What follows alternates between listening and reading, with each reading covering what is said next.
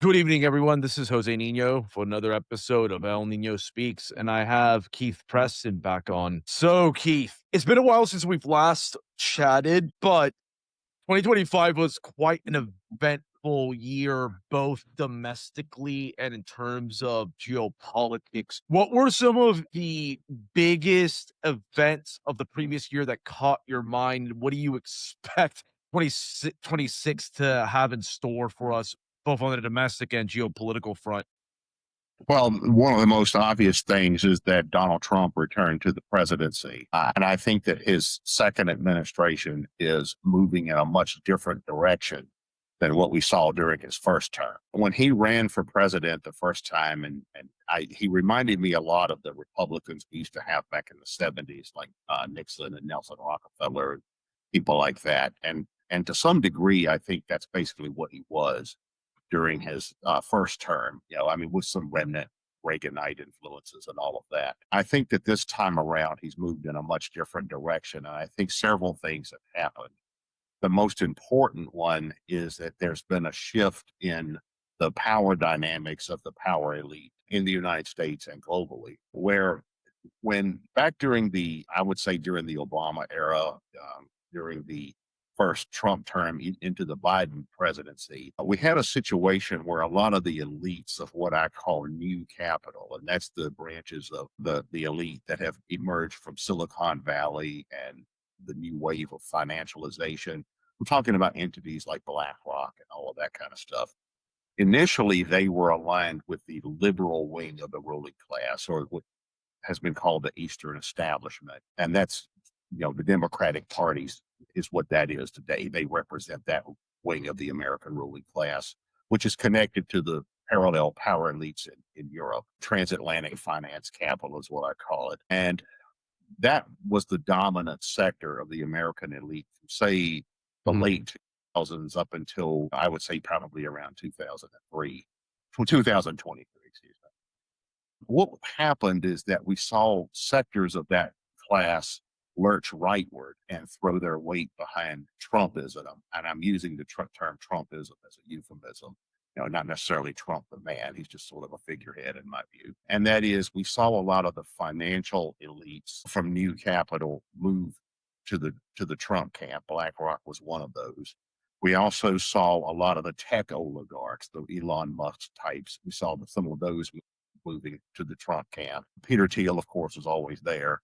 And I think very importantly, we saw a lot of the Zionist elites throwing in their weight behind Trump. And that's these Zionist billionaires like Bill Ackman, Ellison, Paul Singer, Miriam Adelson. Some of them are already in the Trump camp, but more of those started moving into the Trump camp as well. And the reason why is that they wanted to weaponize this conservative anti-woke phenomena against the pro-Palestinian movement. That you saw a sharp lurch rightward by the Zionist elite following the October 7th, 2023 incident, and then the war in Gaza, the accusations of genocide, the protests on behalf of Palestine, and so forth. So we're dealing with a different Trump administration now. There's a book that was written back in the mid 1970s called The Yankee Cowboy War. And this is by Carl Oglesby. He was a former Defense Department employee, or maybe he worked in the private sector. I know he was in the defense sector. Then he later became a critic of the Vietnam War. But in the mid 70s, he talked about how a lot of American politics could be explained in terms of the conflict between the Northeastern establishment. That's your traditional elites, your Rockefeller types, and all the derivatives of that.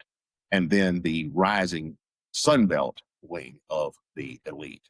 That's your defense contractors and agribusiness and technology and energy and all of those kinds of things. And I think that analysis still holds up pretty well. It has to be modified for everything that's happened in the past 50 years, like financialization, like neoliberalism, like the digital revolution, and all of the changes in the economy that have happened because of that. But when we saw this new capital emerging initially, a lot of that was quote unquote liberal, and it aligned itself with the liberal wing of the elite. And then, like I said, in more recent times, we've seen some of the upper strata of that sector lurching rightward and throwing their weight behind Trump. So we still have the breakdown where the Democrats are the party of the Eastern establishment and the Republicans are the party of the Sun Belt. It's arguably been that way since, arguably since the 1950s. I think certainly since the 70s.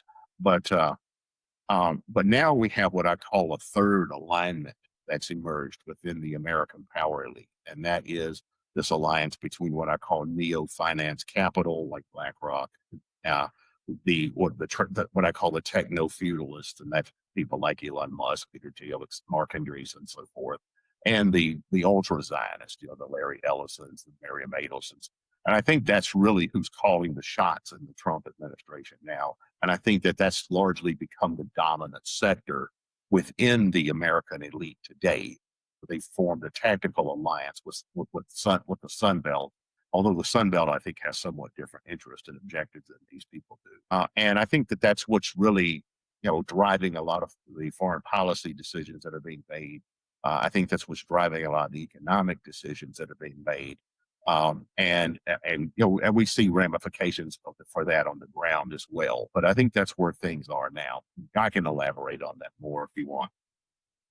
What precipitated this new coalition of donors and other elites to gravitate towards Trump this election cycle? Well, there's a lot of things. One is that if we look at it like the Eastern establishment, and that is the traditional Northeastern elites, like I said, your Rockefellers, Morgans, the Kennedys, and all these old elite families, and then the institutions that are derivative of that, as well as parallel institutions in Western Europe, all the things that are derivative of Rothschilds, the Saxe-Coburg-Gotha dynasty, Chatham House. Whenever I raise this issue, a lot of people say, well, that's outdated. The Rockefellers don't have the power they once did. The Rothschilds don't have the power they once did. But that's not the point. The point is not what somebody's last name is or who their blood relatives are. What matters is the institutional legacy that are derived from all of that, from these old elites. As an illustration, there's a think tank called the New America Foundation.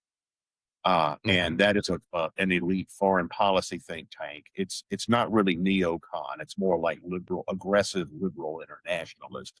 That's sort of neocon light. It's Anne Marie Slaughter is at last I heard, was the head of the New America Foundation. But they're very much within the liberal internationalist, globalist, neoliberal paradigm. And if you look at who funds the New America Foundation, it's the Rockefeller Foundation, it's the Gates Foundation, it's the Ford Foundation, the Carnegie Foundation, all of the derivatives of this old money elite. Funds this liberal globalist think tank, major foreign policy think tank, and others like it. And then that's connected to, like I said, transatlantic finance capital, which would be the WEF types and all of that, the Klaus Schwabs and all that kind of stuff. Mm. That's one wing of the power elite ruling class. Then you have the Sun Belt. That, like I said, that's stuff like Midwestern agribusiness, ADM. That's the Koch brothers. That's oil, Texas oil. That's at least sectors of big pharma. That's defense contractors. They have their hands in everything, but the defense contractors are part of that. That's more, the National Association of Manufacturer types. That's the Chamber of Commerce types. That kind of that standard, business conservative country club Republican type stuff. And then you've also got the lower levels of capital underneath that, like regional capital, what the Marxists call the petty bourgeoisie and all that kind of stuff. Right. And that was the backbone of the Republican Party, probably going back to the 50s. That's where we got the conservative movement. That's where we got politicians like Barry Goldwater, Ronald Reagan, Nixon, kind of, sort of. He was a Rockefeller Republican, but he was from California. He worked both ends against the middle. The Bush family, they were more from the Rockefeller wing of the ruling class, but they tried to work both angles at the same time as well. But what happened is that as these new elites started to emerge, initially they were, sort of like an upper middle class underneath these old traditional elites, transatlantic elites. And then I think they saw the opportunity to branch out and break out from underneath that and sort of become an opposition force in and of themselves. And they did it by aligning themselves with the Sun Belt. And in many ways, I think eclipsing it and surpassing it. And that's where all of that really is. I mean, like if you look at the makeup of the Trump administration, the Republican Party, conservatism, broadly defined as it is today, on one hand, you see remnants of this old school Sun Belt conservatism, like Heritage Foundation is a good example. I know a lot of people from the left are making a big to do about Project 2025, but if you read Project 2025, it's just standard, conservative movement stuff that the Heritage Foundation has been putting out. Yeah. I mean, it's nothing. Not radical. Oh no, it's just standard movement conservatism as it's been for generations. But if you look at a lot of the people that have found their way into the administration, you see that there's a new wave of people that have come in that are outside that traditional Republican and movement conservative paradigm. But I don't think that that's really who's calling the shots. I think that at the most elite level, I think it's the elites of new finance capital. A good example is last summer when Trump went on a trip to Saudi Arabia. Who were the people that accompanied him? Well, there was a whole coterie of billionaires. It was Larry Fink, the head of BlackRock. It was Elon Musk. It was Jeff Bezos. And all these figures. That's who these people are. They're the elites of new capital, these new investment firms, these new financial elites, these new tech companies, all of those, these guys are today what, Andrew Carnegie and John D. Rockefeller and all those people were in the 19th century, except those old moneyed elites, they're now almost like an aristocracy. They are an analogy could be made to old Europe where you had the traditional aristocracy, but then the traditional aristocracy was eventually eclipsed in terms of political power by the bourgeoisie or by capitalism or the industrial revolution and all the things that came out of that. And I think the digital capitalism, the digital revolution, the tech revolution has had a same kind of effect. It's had the same kind of effect as the industrial revolution. And now we see the digital capitalists that are out there, in a way asserting their own position and in some ways eclipsing the old school capitalists that came out of the industrial revolution. And, again, BlackRock is one example. BlackRock is particularly interesting because it appears that BlackRock has gotten directly involved in the negotiations in Ukraine, which I found interesting. I know Steve Witkoff, Jared Kushner, who are part of Trump's inner circle. They're involved in those negotiations with Russia over Ukraine, and now BlackRock has gotten involved. And I think there's a number of possible reasons for that. But then you also see the role that people like Kushner are playing in Trump's plan for Gaza. We see the role that Elon Musk played in the administration, at least early on. We see that Peter Thiel has created this movement, this front movement called national conservatism with this guy, this protege of Irving Kristol, Yoram Hosani, as his partner. And I think there's a range of functions that movement has. And then we see these Zionist elites who are still present, like, we see the Adelsons and Ellisons and Ackmans and all of those people. And we see their efforts to take over the media and essentially turn sectors of the media into a mouthpiece for Israel. And I think that's what's going on now. They have this odd mixture of neo-finance capitalists and tech oligarchs and Zionist plutocrats that have largely taken over Trumpism, taken over the administration, taken over conservatism, taken over the Republican Party. All the other stuff is still there, but I think it's more on an intermediary level. Like some people will talk about how the Republican Party of today seems to be going back to a past era of republicanism. If you go back and you look at, say, pre-Reagan republicanism, or even pre-World War II, or even, early 20th century, like you see, it's true that in the administration, you can see elements of Teddy Roosevelt, elements of William McKinley, elements of the 1920s style conservatism, Calvin Coolidge, Warren Harding, Yeah, Thurman Cooper. tariffs, especially. Yeah, exactly. But I think that's more intermediary level stuff. I think at the most elite level, what's really guiding the administration now is what I call the third alignment. And the Sun Belt and the petty bourgeoisie and what Thomas Piketty calls the merchant right.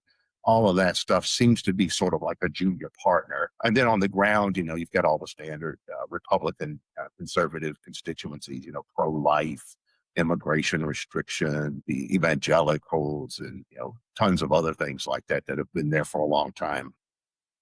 Yeah. One thing, Trumpism now, it's very curious because it actually blends almost every faction of the Republican Party's history from its like foundation with the tariffs, the emphasis on the tariffs. Then, as you mentioned, McKinley with like the imperial expansionism. And then some of the emphasis on like tax cuts, which Calvin Coolidge and Ronald Reagan were responsible for doing, and other like selective things with regards to the Supreme Court nominations too, which has been a long conservative hobby horse. And altogether, one thing I point out to people is that despite Trump campaigning as like this populist that would rock the entire conservative consensus, the think tank conservative consensus. If you actually look at his track record, his legislative track record from passing tax cuts to nominating Supreme Court justices in a way that have fundamentally transformed the Supreme Court, and also his foreign policy, which is his Judeo-accelerationist and pro-Zionist, he has accomplished think tank conservatism in a way that previous Republicans have not done so. He's like almost knocked off every major check mark. Yeah, I think so. Although I'd argue that that's something of a subordinate program to some of the other things that I see going on. For example, there's a theory that's fashionable on the left is that Trump is a Russian puppet and he's aligned with Putin and that kind of stuff. I don't think that, but I do think that within the new elites that I'm talking about, there is a framework that I call it multipolar neo-globalism. And that is, if we look at the paradigm of the old school liberal Northeastern WEF globalists, we see this kind of liberal internationalist, unipolarity, neoliberalism, neoconism, wars for democracy, all that kind of stuff. I think that kind of approach to globalism has yielded.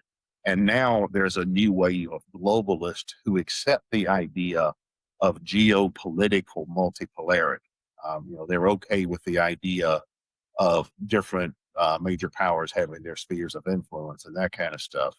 But they still want to have financial unipolarity, which is very similar to what existed in the 19th century. Look at the world order of the 19th century. You see that the major powers, the old colonial empires and all that, all had their various spheres of influence. The British Empire was the biggest. Then you had France, then Germany and Italy and Denmark and Belgium, Spain and Portugal and Russia and the Ottomans, and the U.S. Empire was growing. Japan was a rising power. You had all these different spheres of influence, but then you had financial integration through, liberalism or free trade, globalization, and neoliberalism today.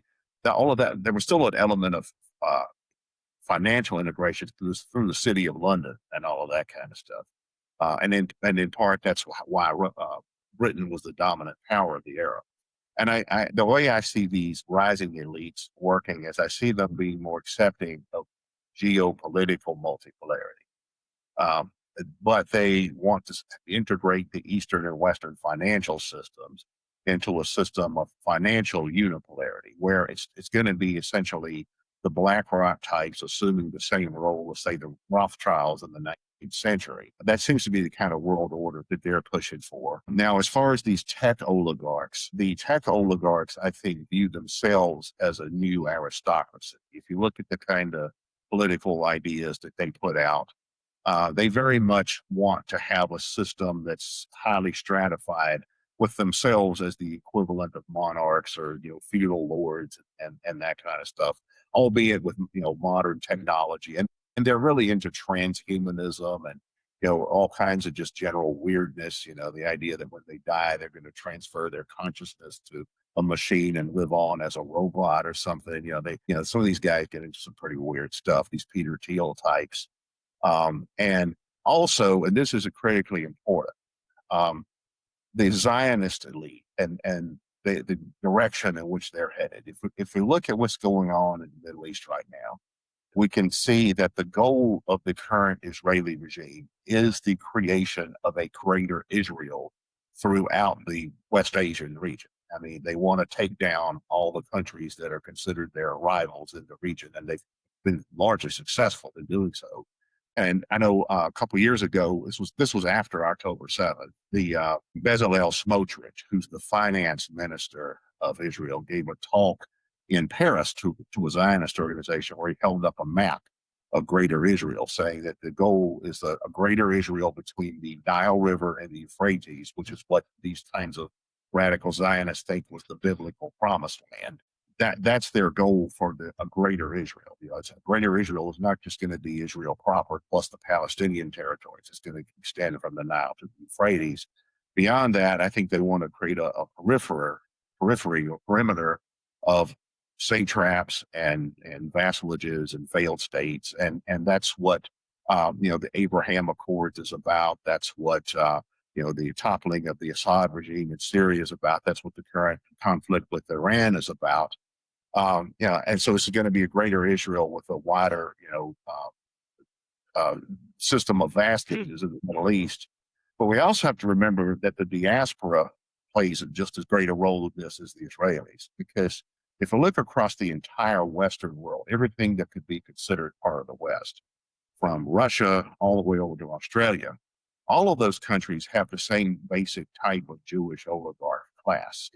Russia, Ukraine, the European Union, the United Kingdom, the United States, Canada, Australia, all of them have a parallel Jewish oligarch class. I think it's most deeply entrenched in the United States, but it exists everywhere.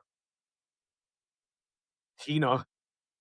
Yeah, well, I was actually getting to that. I think, though, that the Zionist power is not just the Jews in some conspiratorial sense, right? It's beyond that. It's because they've created the Zionists have created a network that cuts across different ethnic and religious groups that empowers Zionism as an ideology for a range of reasons.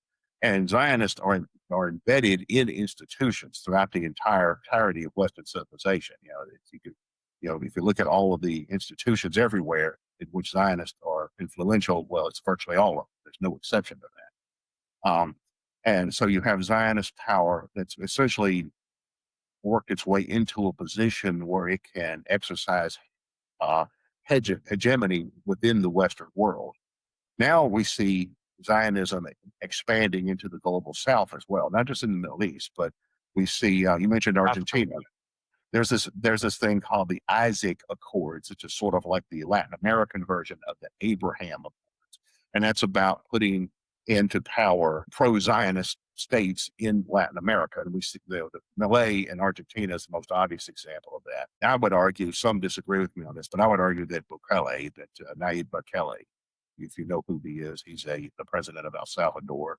He's actually Palestinian, an ethnic Palestinian, so sort of a turncoat Palestinian, but he's also very pro-Zionist. The Christian Zionism has a huge influence in El Salvador. Yeah, and in Guatemala as well. I've noticed Yeah. in Central America that evangelical Protestantism is already a plurality, if not an outright majority there. That's a hanger on from the Cold War and the battle against Mhm. liberation theology, but it's been Mhm. repurposed now. And it's also happening in Africa too. I've noticed Yes. in Nigeria and Kenya, they're making a lot of inroads, and it's not just like North Africa. Uganda. Yes. Yes, Mhm. that too. Yeah, actually, funny enough, some interesting lore from foreign policy. Israel launched its raid in Uganda, the Entebbe raid from Mhm. Kenya. There's like a really Mhm. deep relation there. And I've noticed that Israel, their new base is actually more fertile across the global south, more so than Europe, and increasingly less so in the United States. But yeah, continue. Yeah, well, that's I think the Zionists know that anti-Zionism is rising in the West, and I think they're trying to counter that by, as you were saying, establish a stronger base in the global South, and we see this in Asia as well. I've seen Zionists make some inroads in Thailand and the Philippines and places like that as well. Also, we have the alliance now between Zionism and Hindu nationalism. Yes. That's a very important consideration. Like one aside there, a lot of people look at Tulsi Gabbard and they wonder why she's constantly changing her positions in all these strange ways. You know, she went from being a liberal to being a conservative to being anti-regime change to pro-regime change and whatever. But if you understand her background, she comes out of a cult that she grew up in. It's called Science of Identity, and it is a spinoff of the Hare Krishna sect. Listeners that are older may remember them from the 70s. They used to hang out in airports all the time begging for money. I used to run into them on the streets in DC. But these are Western spinoffs of Hinduism, basically. And Science of Identity is led by a guy named Chris Butler, who's a spinoff of the Hare Krishnas. But Tulsi and her family were actually a part of this. Tulsi was essentially raised by this cult. And if you look at what Tulsi does today, every position she's ever taken, everything she's ever done makes sense if you look at it like she is an operative for her cult, which is in turn being backed by Hindu nationalism, Buddhism, and Hindu Matata, and all of that kind of stuff. Because the only thing she's ever been consistent about in her entire political career has been hostility to Islam. That's it. That's the one thing. She's been pro-choice, pro-life, pro-gay rights, anti-gay rights, pro-war, anti-war, pro-anti-gun control. She's taken all kinds of positions, all kinds of things, including some big issues. But she's always been extremely hostile to Islam, and she's never differentiated between Islamic countries either. She's always had, even though the Saudi Arabians, for example, the Gulf states are allies of the United States, she's always been critical of the Gulf states because they export their Wahhabi and Salafi ideology and all of that. She's always been anti-Iran. She's always been very anti-Islam across the board. And that makes sense because if you look at it like she's a Hindu fundamentalist who is a India firster and Hindu nationalist, that's the number one enemy of Islam in South Asia. Wasn't she also involved in psychological operations when she was in the army? I've heard that rumor from some people.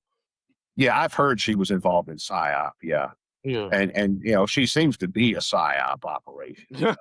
She had a huge following on the left once among anti-war people, and then she managed to build a crossover following to a lot of libertarians and dissident right people, and then she just started becoming a MAGA Republican. Yeah, I've seen her take some strategic anti-war positions. Like she's opposed like when she was in Congress, like the Yemen war, and she even opposed like some of Trump's Iran actions before. But she was a Democrat. And I've seen her even criticize like some Israeli actions vis-a-vis Palestine, but now she's just flipped. But I think you might be onto something there when you look at her background and just how she moves politically. Those are just like very much like cynical moves, but she's always had like one constant. yeah. And the one constant is hostility to Islam, which is India's number one geopolitical rivalry, and Hinduism's number one cultural rival. Yeah, there's actually a really good book I read. I think it's called Deception, where it talked about this in regards to the India versus Pakistan. Well, Pakistan's nuclear program. People tend to forget this. Towards the late 70s and early 80s, Israel was suspected of conducting assassinations and even sabotage campaigns against Pakistani nuclear scientists, not just like in Pakistan, but also in Europe. And there was a point where the Israelis nearly launched a joint strike with India against Pakistan in the 80s, but it was called off like the last minute. And this is like a relationship that goes very deep. I've written about this before, that Hindutva, like the Hindu nationalist movement, that you can find it all the way in the 1920s with like the spiritual predecessors of the current like BJP party.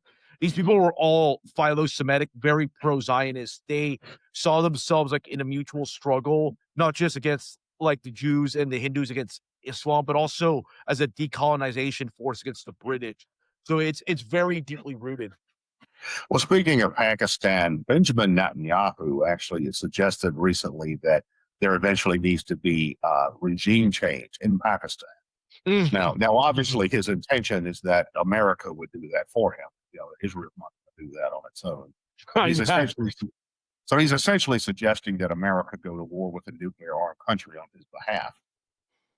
Yeah, the supposed ally of the US, because that's like one country that's been since the Cold War a pretty solid strategic partner of the US, which is doubly ironic. But I've heard him make those comments because in Israeli grand strategy, they see Pakistan as a hypothetical threat because of its nuclear arsenal and how it could like potentially share it with other Islamic countries or at least put them under their nuclear umbrella. And this guy, I saw another interview by this ex Mossad guy who was talking about what's his face, Abdul Qadir Khan, the father of Pakistan's nuclear program. He said in the that if Israel wasn't so caught up with the Lebanon conflict and the emerging conflict of Palestinians, they would have dedicated all their resources to assassinate this guy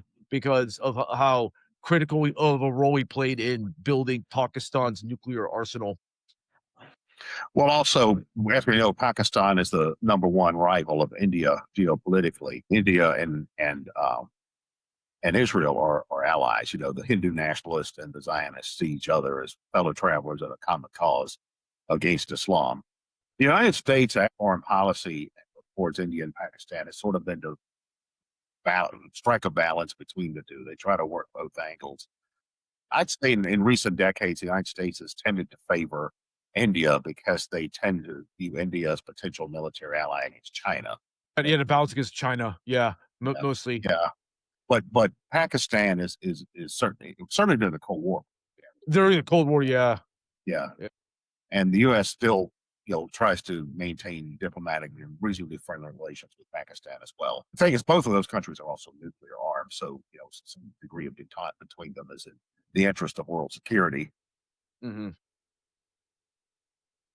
Yeah, now, do you think that with Trump like at the helm, that Israel is going to take even bigger risks now for this greater Israel project and just this broader hegemonic project in general? Because I think it goes beyond Middle East. It's going across Latin America, Africa, and other regions. Do you think that they're going to take even bigger risks now? The Zionists, Yes. yeah, I think they're trying to branch out. I think the Zionists are in a position now where they look at it like it's do or die. They know that anti-Zionist sympathy is rising in the West. They've seen the opinion polls. They see the younger generations are turning against Israel. They see that some of the European states have recognized a Palestinian state and all of these kinds of things.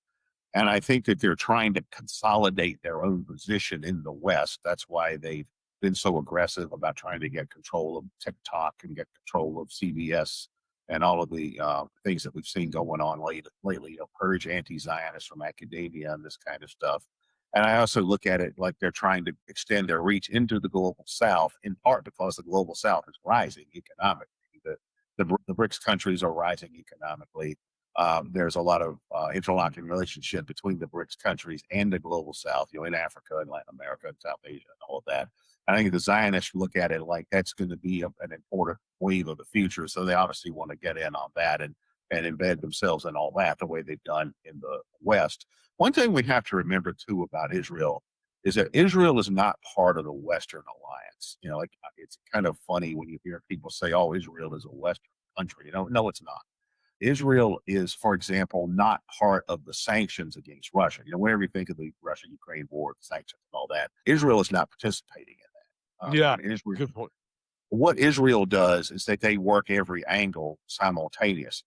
They do the same thing with global geopolitics that the domestic Zionists do in individual countries. In the United States, for example, they work for Democrats and Republicans and every major institution.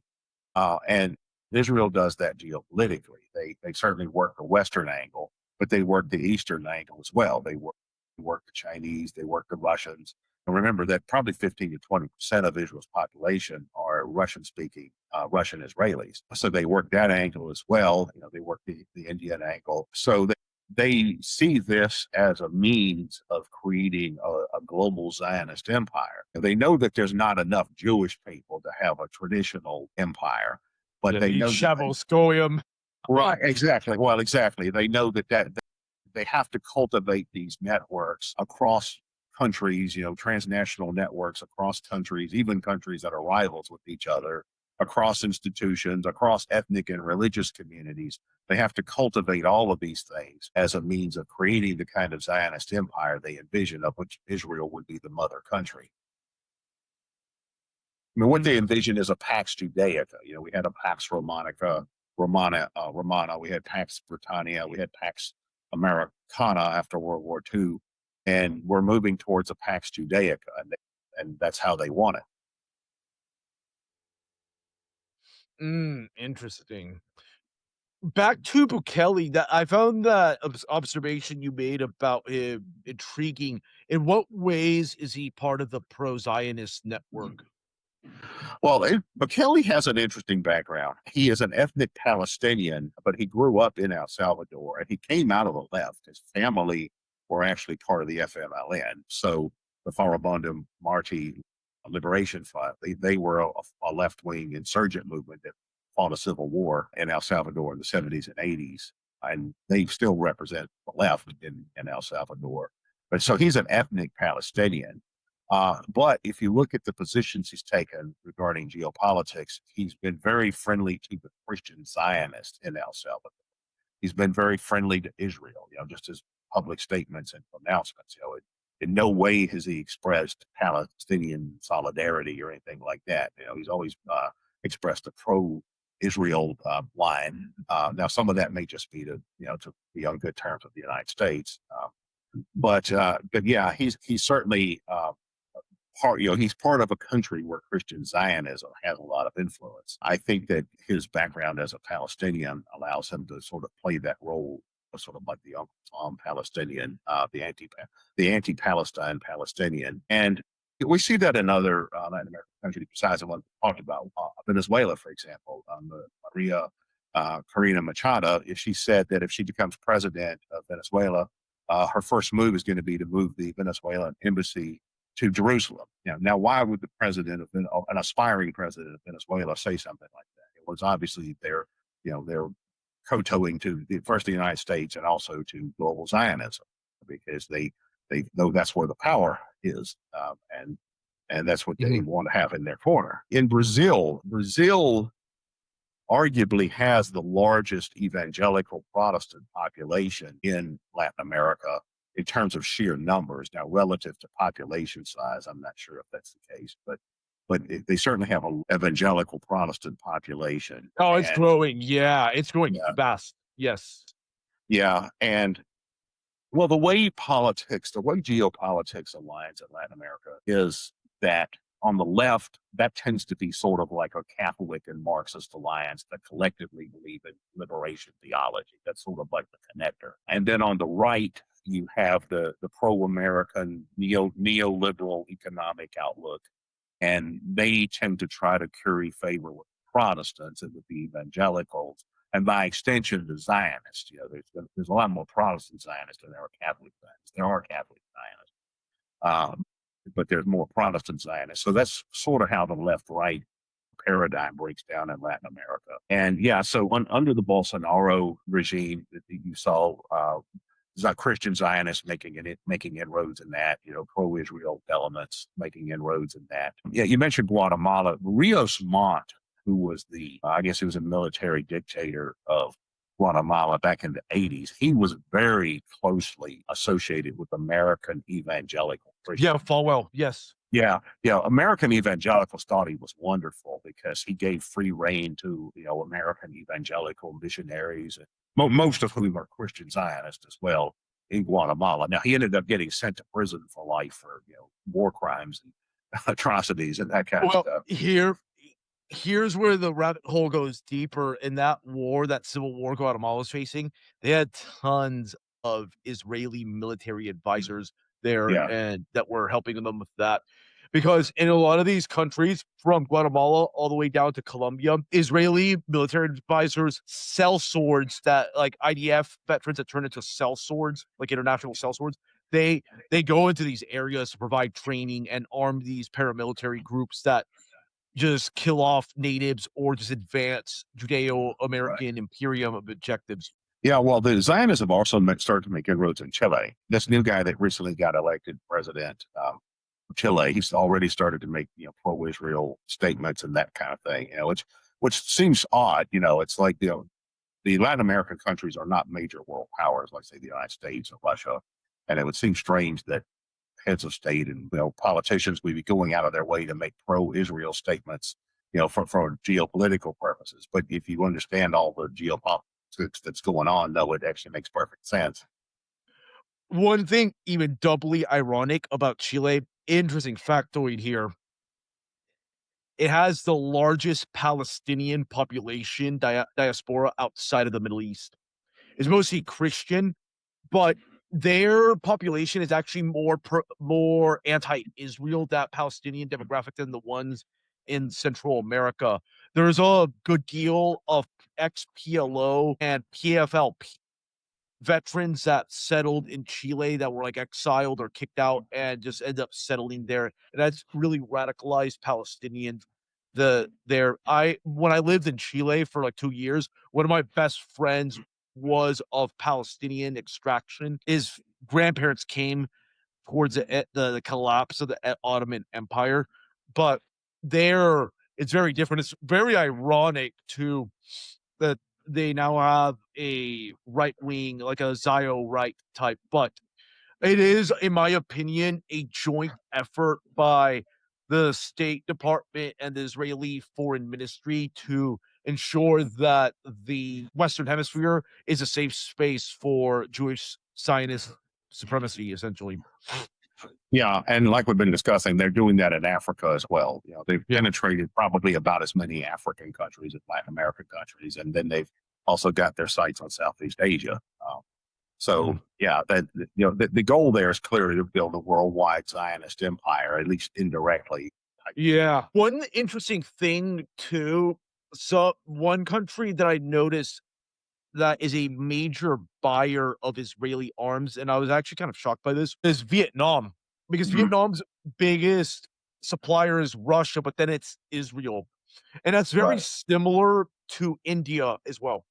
Well, the number one geopolitical rival of Vietnam is China. So the Vietnamese are naturally going to look for patronage elsewhere. They've become a lot more friendly to the United States in recent times, which is ironic as well. But yeah, and also Thailand. Thailand is becoming Yeah. increasingly friendly to Israel. The Philippines has a lot of Christian Zionists too. The Philippines is Strategy of tension with Islamists as well. That's yeah, the formula where they're able to make Israel's able to make inroads in countries like Nigeria, Kenya, and the Philippines to have like Islamist insurgencies as well. It's like the perfect strategy of tension environment for them to thrive in. yeah. Well, also in the Philippines, you have American evangelical Yeah. missionaries that are exports. Yeah. That's a predominantly Catholic country, but Yeah. it's you have this American evangelicalism that's been exported there. I've known a lot of American Filipinos who were evangelical. Yeah. Yeah, this stuff is interesting, and I noticed there's a big interconnection with AI, and I wanted to get your take on this. What are the implications for AI in this epoch? Do you think that this will lead to a technological revolution, or will it just accelerate the already noticeable inequality that we see across the West, especially in the United States? Well, I think AI is essentially doing what the digital revolution has done and what the industrial revolution did. On one hand, all of those were a great leap forward in terms of human capabilities and all of that, but they also created highly stratified class systems that led to a great deal of Uh-huh. social dislocation and conflict. And I see, a combination of the tech revolution and the AI revolution, the AI revolution and the tech revolution more generally. I see that producing effects that are very similar to the 19th century. So many things about the world today rhyme with the 19th century. We see a shift towards multipolarity with financial integration through these global financial entities.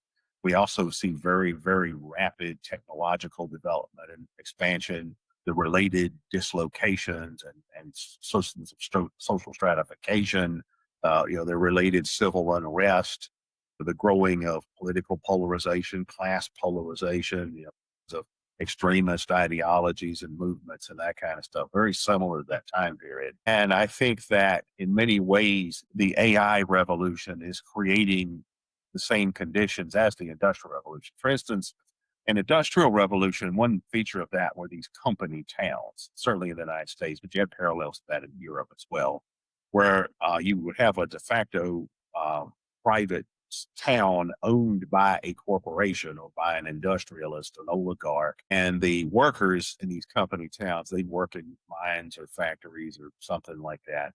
And they were de facto slaves. I mean, not literally, but they might as well have been. I mean, for instance, you would work for a single employer. You would get paid in script that you would use to buy what you needed from the company store. I mean, it was kind of like prison or something like that. And I see a lot of the plans that a lot of these tech oligarchs have for these private cities and network states and special economic zones and all of that, where that's what they seem to me to want to develop. They want to develop de facto fiefdoms and oligarchies. I think guys like Peter Thiel envisioned themselves being the equivalent of the Middle Eastern sheiks. Like Hmm. they want to be like the ruling elites of the UAE and the Kuwait. Sort of like a modern royal family or aristocracy and all of that, where they preside over their serfs and this kind of thing. That seems to me to be the kind of system that someone like Peter Thiel is striving towards. That's implicit in a lot of the stuff they talk about, and I think that that's the kind of system they want. They want a modern version of company towns, and what it would look like would be kind of like these medieval fiefdoms that still exist today. Do you think that Trump's interest in annexing Greenland is propelled by some of those forces that you mentioned that want to create a fiefdom there? So Yes, Peter Thiel even said that. Peter Thiel said Mhm. that Greenland might be a place where he would like to create some of his, experimental societies and that kind of stuff. I think there's more going on there. This, I can't prove this, but I greatly suspect that what's going on is that the major powers are working in concert to sort of reorganize the world according to this kind of spheres of influence model with financial integration, meaning that, for instance, one example would be the recent action by the United States in Venezuela. Again, I can't prove this, but I suspect what's going on there is that the United States and Russia worked out a deal where the United States would roll back its operations in Ukraine, essentially ceding Ukraine to Russia, or at least East Ukraine. And in exchange, the Western Hemisphere would, be the unquestioned domain of the United States.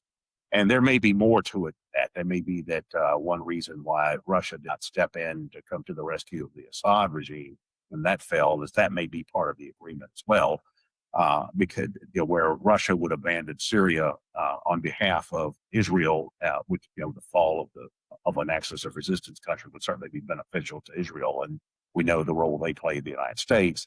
But also, you have Russia's BRICS partners in the Gulf as well, the Saudi Arabians and all that, who saw Syria as a rival. So it may be that there's a sort of a concert going on between the major powers where they're carving up the world into these spheres of influence, and seeking some system of financial integration, and with the Western Hemisphere going to the United States. And that's why we see the United States moving to consolidate its control over the Western Hemisphere. Although parallel to that, there's also the fact that American power is receding internationally and becoming less powerful and less Mhm. popular. And Russia's rising, India is rising, China is rising, Saudi Arabia is rising, Indonesia is rising, Turkey is rising. So the United States power elite probably look at it like, well, we're losing power elsewhere overseas, so we've got to strengthen it in our own Yeah. hemisphere. And I see that being a major part of U.S. trade wars with Mexico and Canada that talk about annexing Greenland, talk about trying to reclaim the Panama Canal. In fact, Larry Fink from BlackRock, he's even talked about BlackRock buying the Panama Canal. And we saw the action in Venezuela. We see the conflicts between the United States and Peru and Colombia and all of that. And I think collectively that's about consolidating U.S. power in the Western Hemisphere, perhaps in concert with other world powers, maybe not, but and Greenland is a big part of that as well. Yeah. Also, one other thing about that though is it looks like that there's a deliberate effort being made to create a rift between America and Europe.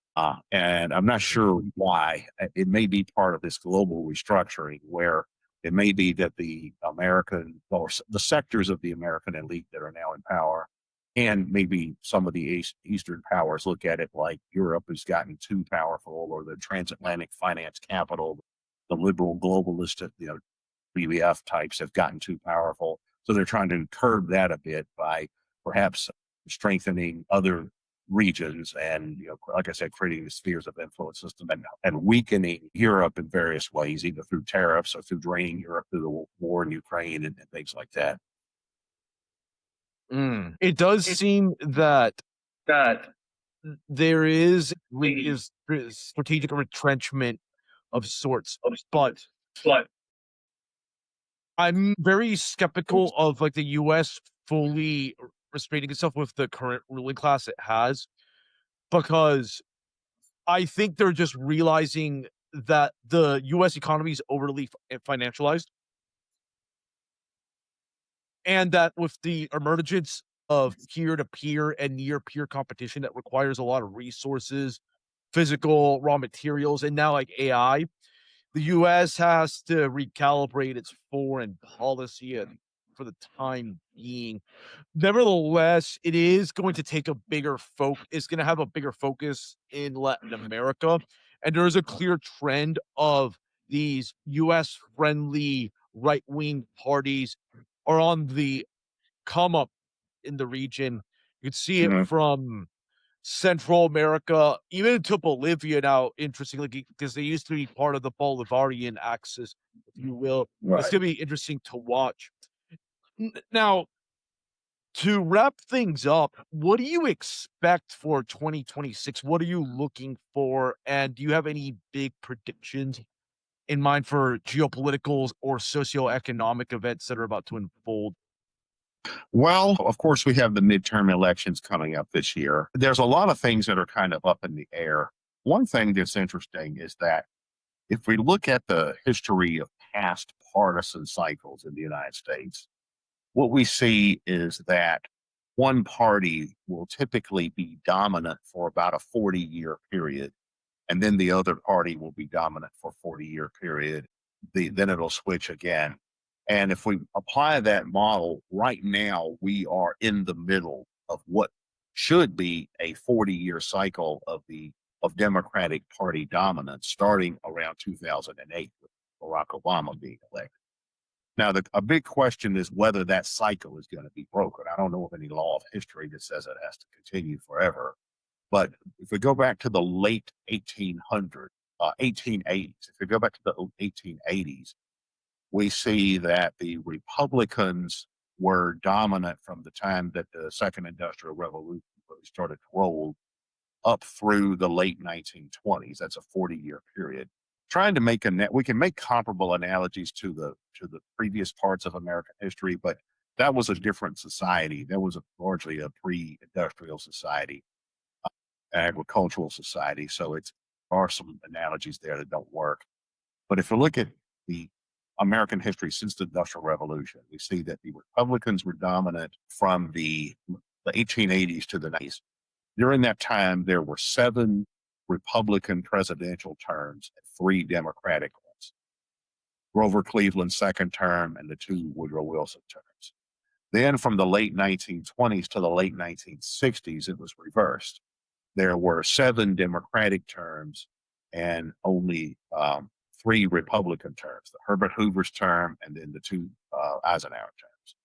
Then from the late 1960s to 2008, it was reversed again. There were seven Republican terms and only three Democratic terms, the Jimmy Carter and two Bill Clinton terms. And then in 2008, in my view, what happened in 2008 is that the Bush Jr. presidency was such a failure that it created an opening for the Northeastern establishment to make a comeback with Barack Obama as their front man, who had been particularly groomed for that purpose. But if you look at that cycle, then the Democrats should be the dominant party in U.S. politics between roughly 2008 and 2048. We're right in the middle of that now. Now, so far during that time, we've had three Democratic terms and now two Republican terms, the second Trump term. That if that pattern continues, then it means that there should be only one more Republican term after this one until mid-century. Now, again, there's no law of history that I know of that says this has to be like this forever. There may be other factors now that are coming into play that could change this pattern. But if that pattern continues, it's a good possibility that the general public will view what's going on with the Trump administration now and decide, rightfully or wrongfully, for better or worse, that the second Trump administration is a disaster. And that could work against the Republicans in a really serious way in the midterms. They could get wiped out in the midterms. And then in 2028, we could end up getting a Democratic candidate. I could see I don't know that this is going to happen, but I could see a swing to the left where we could end up with something like President AOC or something like that. I think that's certainly possible. I don't think it's going to happen. If I was going to bet money, in a poly market or something on whether that was going to happen, I'd say no, probably not. But I would not bet that it's impossible either. So I could see that happening. I could see a President Gavin Newsom, a President AOC, something like that coming along after this current Trump term. There could be a wild backlash against the Trump administration, and that, of course, would mean that the Northeastern establishment is making a comeback in American politics. And then they would probably work to rebuild the relationship between America and Europe. Now, that's one way things to go. As far as other directions things to go in, a lot of it's going to depend on economic conditions. There's a wide perception that the current administration has not done a lot to improve economic conditions. In fact, in 2024, as far as just normal, everyday people who voted for Trump, the most common reason that I hear people give for that was, well, at least gas was cheaper when he was in before, or at least we didn't have as much inflation as when he was in before. Now, of course, a lot of those problems were caused by the pandemic and its effects and all of that, but that's the perception.